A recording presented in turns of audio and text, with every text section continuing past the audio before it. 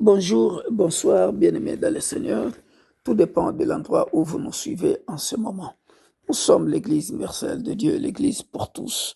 Alors, nous venons au-devant de notre Dieu pour nous excuser d'abord, compte tenu du retard que nous avons eu tous ces derniers temps pour le 21e cours de notre école de ministère. Nous avons eu des programmes de jeûne et de prière de part et d'autre. Et voilà la raison pour laquelle nous venons présenter nos excuses par rapport à ça. Et nous allons prier pour la leçon, la 21e leçon, où nous continuons de parler de la croissance de l'Église et tout ce qui en découle, bien-aimé dans le Seigneur. Mais aujourd'hui, ce que nous allons présenter comme cours va plus parler des excuses que nous, les hommes de Dieu, nous donnons pour expliquer le manque de maturité, pour expliquer le manque de progression, le manque de croissance dans nos églises.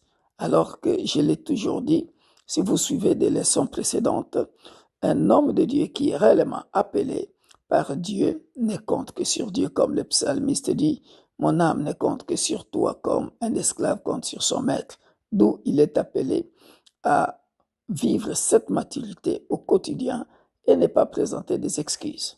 Tendre Père, nous voici au devant de ton trône de grâce. Parle-nous. Enseignons ensemble afin d'éclairer quelqu'un dans la croissance de l'Église. Dans le précieux nom glorieux de notre Sauveur et Seigneur Jésus-Christ, nous disons Amen. Alors, bien-aimés dans le Seigneur, nous allons parler plus des excuses dans cette 21e leçon. Donnez-moi votre attention et quelques minutes pour nous expliquer comment ou quel chemin que nous devons prendre pour faire croître nos assemblées, faire croître les dirigeants, les leaders de nos églises. Je m'adresse tout d'abord aux leaders de toutes nos églises, des églises universelles de Dieu, église pour tous. Alors, nous devons comprendre, bien-aimés dans le Seigneur, que toi qui diriges une branche de l'église universelle de Dieu, l'église pour tous, ou tu diriges une cellule par rapport au département que tu diriges, soit tu diriges les chantres, soit tu diriges le papa, les mamans, et ainsi de suite. Alors, nous devons comprendre que les excuses très souvent empêchent de recevoir les stratégies divines pour bien enseigner. Ça nous empêche, bien aimés dans le Seigneur, de prier normalement. Parce que les excuses te conduira à chaque fois, bien aimé dans le Seigneur, à te diminuer. Au lieu de progresser, tu vas diminuer dans ta conception même de Dieu. Voyez, et ça c'est très important à savoir. Lorsque nous lisons par exemple Deutéronome chapitre 2, verset 24, nous devons comprendre, bien-aimés dans le Seigneur, que Dieu n'aime pas un leader qui ne fait que s'excuser. Regardons ce que dit Deutéronome 2, chapitre 24. Donc, vous verrez, bien-aimés dans le Seigneur, lorsque nous lisons ces passages, c'est c'est un contexte de guerre. Vous voyez? Donc, si tu veux réussir, arrête de présenter les excuses devant Dieu. J'ai pris cet exemple, bien-aimé dans le Seigneur, dans le contexte de guerre. Regardez ce que Dieu dit dans le livre de Deutéronome, chapitre 2, versets 24 à 25. Il dit quoi? Il dit, levez-vous, partez et passez les torrents de l'Arnon. Vois, je livre entre tes mains Sihon, roi de Hesbon, l'Amoréen, et son pays. Commence la conquête, fais-lui la guerre. Écoute maintenant ce que Dieu dit. Je vais répandre dès aujourd'hui la frayeur et la crainte de toi sur tous les peuples qui sont sous le ciel, et au bruit de ta renommée. Ils trembleront et seront saisis d'angoisse à cause de toi. Bien-aimé dans le Seigneur, quelle assurance! Et la personne à qui on dit ça, elle s'excuse. Vous vous rendez compte? Il s'excuse. Donc, vous comprenez par exemple que l'excuse, ceux qui s'excusent toujours, bien-aimés dans le Seigneur, ne peuvent pas progresser, ne peuvent pas réussir. Le problème, c'est que l'excuse ne vous amène plus à prier pour demander à Dieu les stratégies.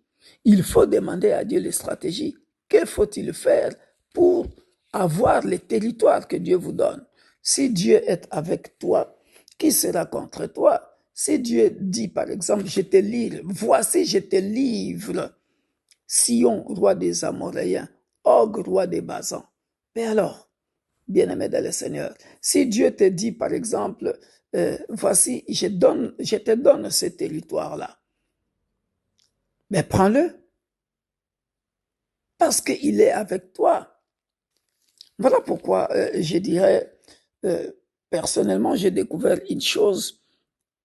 Lorsqu'on a compris que tout est possible à celui qui croit, comme nous le dit Marc chapitre 9, verset 23, si Dieu vous a établi, s'il vous a appelé, tout ce que vous avez à faire, c'est d'aller à sa rencontre, de lui demander les stratégies et de laisser sa sagesse et sa stature augmenter en vous. C'est-à-dire, vous devez toujours chercher à croître, à croître, à croître spirituellement. Ça n'est jamais assez. En tout cas, c'est une de mes méthodes. Parce que les jours où tu te dis, voici, je suis arrivé, et tu croises le bras, c'est ce jour-là, bien-aimé dans le Seigneur, que le diable viendra te surprendre avec ce que moi j'ai toujours appelé le sommeil spirituel. Rappelons-nous, j'ai toujours dit dans l'Église universelle de Dieu, l'Église pour tous, 1 Thessaloniciens 5, 17, 18, priez sans cesse, bien-aimés dans le Seigneur, dans le malheur comme dans le bonheur.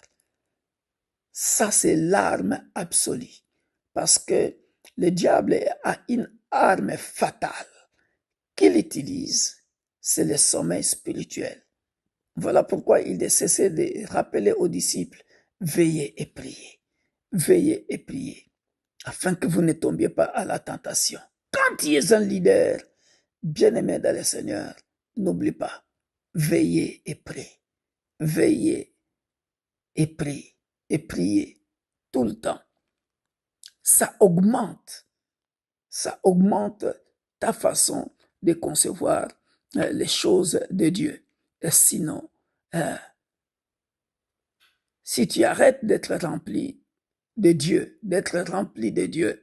si tu arrêtes d'être rempli spirituellement, c'est là où tu vas commencer à t'excuser à chaque fois. Oh, ceci, cela. Non, soyons remplis. Connectons-nous toujours au Saint-Esprit et laissez que le Saint-Esprit puisse vous conduire et vous verrez la gloire de Dieu dans votre ministère. Amen. Deuxième chose, bien-aimés dans le Seigneur, évitez de marcher avec les gens qui vous découragent, les gens qui vous donnent toujours des pensées négatives, des pensées de l'échec, de médiocrité, des pensées incrédules. Bien-aimés dans le Seigneur, je sais de quoi je parle. Dans mon ministère, j'ai connu beaucoup de déboires. J'ai vu les gens me quitter. Alors, une foule de gens me quitter. Je vis des gens me quitter que parce que j'ai décidé de changer de salle. J'ai vu des gens me quitter pour des raisons bizarres, bien-aimés dans le Seigneur. Alors faisons attention. Les excuses attirent à vous des personnes bien-aimées qui ont la mentalité de l'échec, la mentalité de la médiocrité, alors que nous savons que nous servons un Dieu d'excellence, bien-aimé dans le Seigneur. L'excellence, beaucoup n'ont jamais compris l'excellence. L'excellence ne veut pas dire avoir beaucoup d'argent. Non. L'excellence, à mon humble avis, bien-aimé, c'est être structuré, organisé, ordonné. Et lorsque vous êtes un leader qui aime de l'ordre, vous mettez de l'ordre et ceux qui travaillent avec vous ont compris cela, vous réussissez facilement. Mais dès lors, vous êtes un leader qui est entouré par des gens incrédules, des gens qui ont la mentalité d'échec, des gens qui ont la mentalité de médiocrité, vous ne réussirez jamais. Parce qu'à chaque fois que vous présenterez quelque chose, eux vont commencer d'abord à s'excuser et puis vous entrez dans leur jeu et voilà, tout bascule en échec. Je travaille avec une minorité de gens. Nous ne sommes pas des millionnaires ou des milliardaires. Je travaille avec des gens qui, du jour au lendemain, lorsque vous sortez une idée, celui-là achète un rideau, celui-là dit, papa, on doit changer la chair. Vous voyez la mentalité, parce qu'ils ont la mentalité des gens qui veulent servir Dieu avec l'excellence. Et pourtant, la chair qui est là n'est pas abîmée. Elle est en bon état. Mais nous avons voulu changer tout simplement. Donc, attirez-vous, soyez entourés avec les gens qui ont la mentalité de croître au lieu de décroître, de progresser au lieu de régresser. Ça, c'est très important, bien-aimés dans le Seigneur.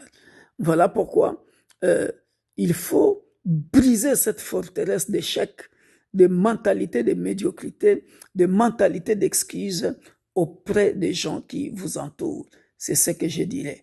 Et c'est comme ça que j'essaye de conduire l'Église. Amen. Vous savez, bien-aimés dans le Seigneur, les gens qui échouent souvent en tant qu'enseignants, professeurs dans des écoles bien-aimées dans le Seigneur, j'ai remarqué ceci. Les étudiants ou les élèves qui échouent très souvent, vous savez qu'est-ce qu'ils font? Ils basculent la raison de leurs échecs sur les autres. C'est la règle du jeu. Ah, je n'ai pas réussi parce que papa m'avait envoyé faire ceci. Je n'ai pas réussi parce que maman m'avait envoyé m'occuper de mon frère ou de ma sœur. Et je n'ai pas réussi. Et c'est ça, bien-aimé dans le Seigneur, la mentalité des gens qui s'excusent, qui échouent. Ils sont là pour blâmer les autres. Et j'ai toujours dit à mes enfants biologiques, vous n'avez rien à me reprocher parce que je sais comment je m'en occupe. Il ne manque de rien. Je paye des grandes écoles, je paye des écoles privées. Ils ont tout ce qu'il faut. Je leur ai toujours dit, moi, personnellement, moi, votre père, je suis orphelin de père. Vous savez à quel âge? À 12 ans. J'ai grandi, j'ai été orphelin de père à 12 ans, orphelin de mère à une vingtaine d'années. Et vous m'avez jusqu'à cet âge. Et j'ai fait tout pour vous. Qu'est-ce que vous manquez? Vous voyez, donc les gens qui échouent, attention, excusez-moi, ce n'est pas de la vantardise. Hein? Ce n'est qu'un exemple pour nous dire comment nous devons, en tant que leader, comment nous devons faire croître nos ministères, comment nous devons faire croître, bien aimé, notre leadership lorsqu'on a un groupe de gens qu'on est en train de diriger. Donc nous devons faire attention parce que les gens qui échouent ont souvent l'habitude de blâmer les autres. Et nous les remarquons aussi dans le ministère.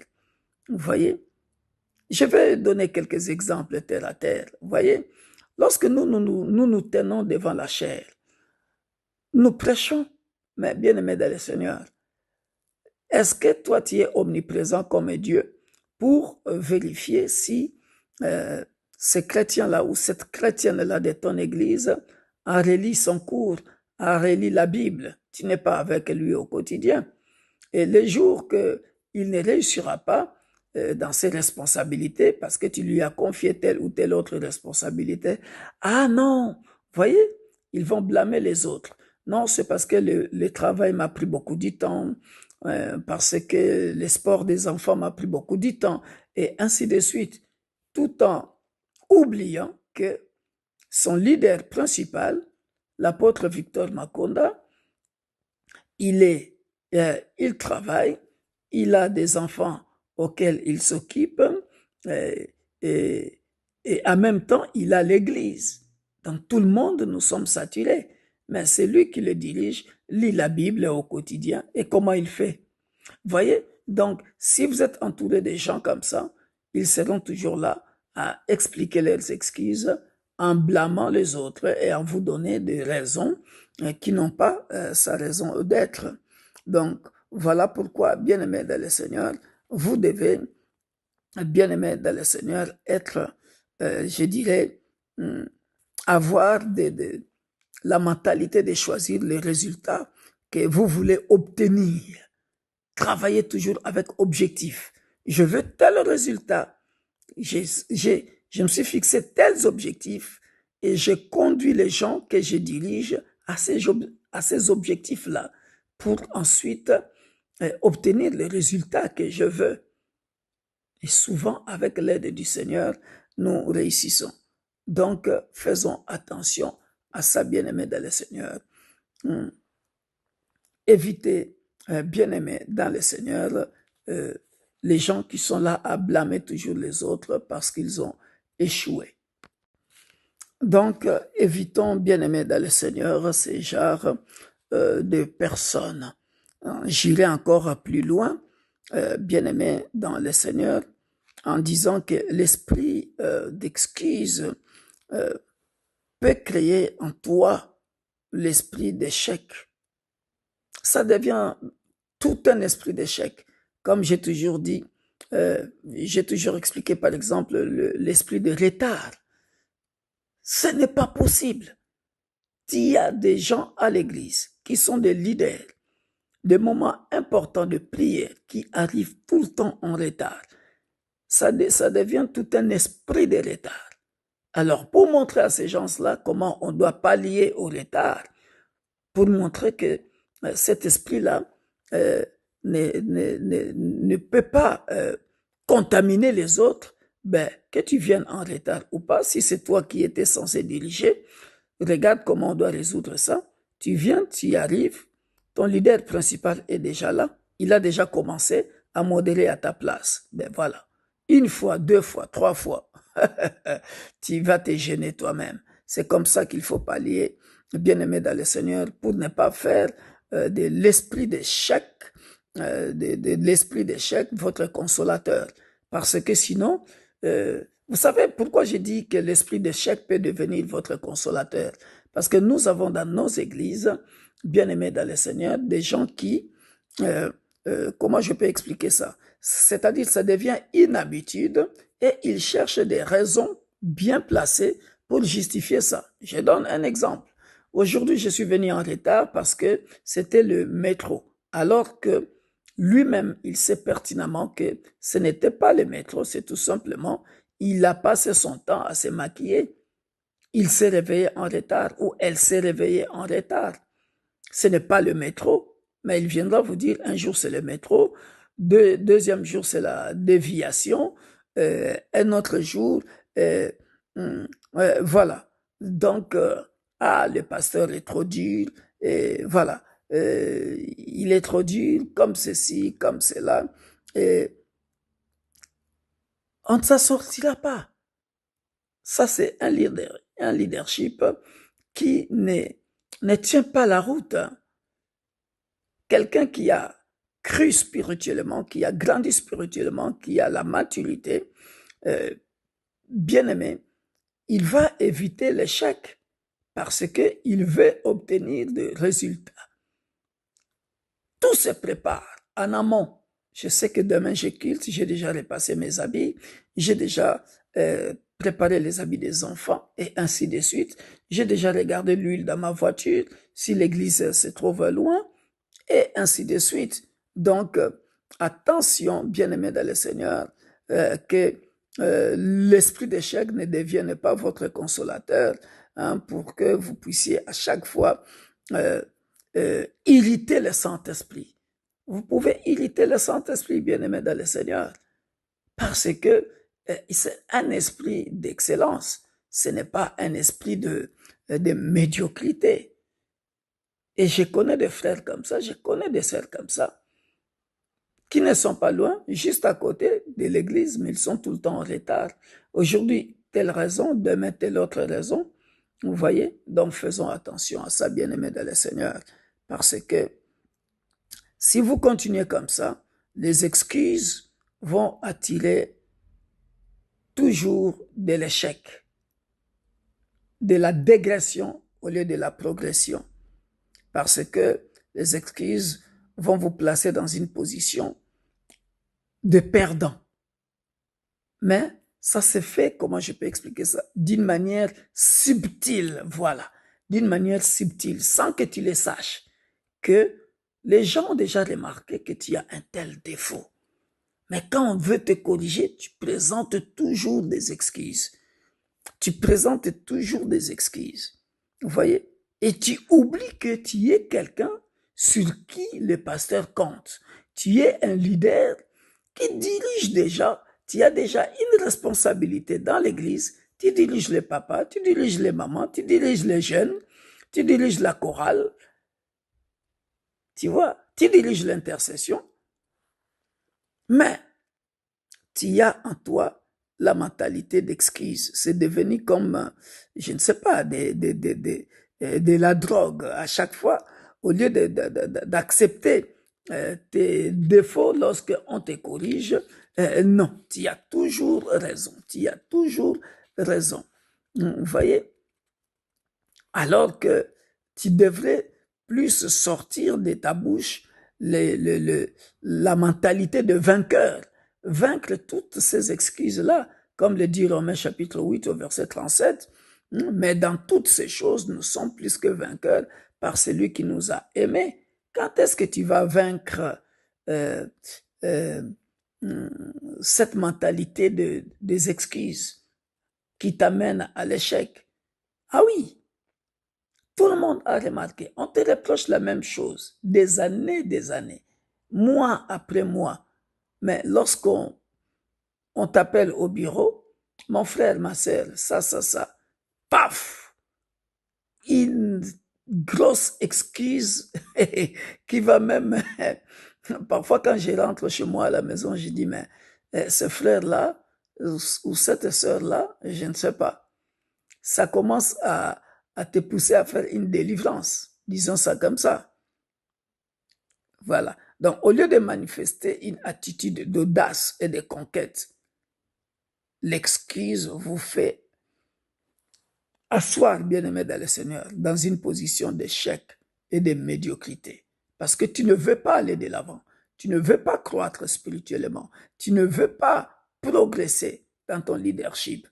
Voilà. Donc, à ce moment-là, l'excuse devient une forteresse, un système de pensée qui vous convainc qu'il est normal de vous excuser à chaque fois et ça vous conduit à l'échec.